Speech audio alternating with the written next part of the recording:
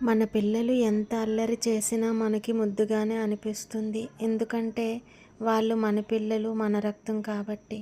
కానీ చుట్టుపక్కల వాళ్ళకి అది చాలా ఇబ్బందిగా ఉంటుంది. కానీ ఈ విషయాన్ని చాలా తేలిగ్గా తీసుకుంటారు తల్లిదండ్రులు, ఎందుకో తెలియదు. తరచుగా అపార్ట్మెంట్లో వచ్చే సమస్య ఇదే. చాలా గంటలు కష్టపడి ఎంతో ఆసక్తితో చాలామంది ముగ్గులు వేసుకోవటమైనా మరి ఏ ఇతర అలంకరణ అయినా చేసుకుంటూ ఉంటారు.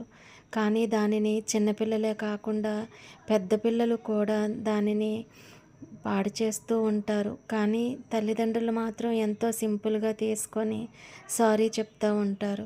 కొన్ని సందర్భాలలో సారీ బాగానే ఉంటుంది. కానీ కొన్ని సందర్భాలలో మాత్రం అది తిరిగి తీసుకురాలేనిదవుతుంది. అందుకే అలా చేయటం సరికాదు. ఎదుటివారి కష్టాన్ని ఎందుకు గుర్తించరు వీళ్ళు? ఒకసారి ఆలోచించండి.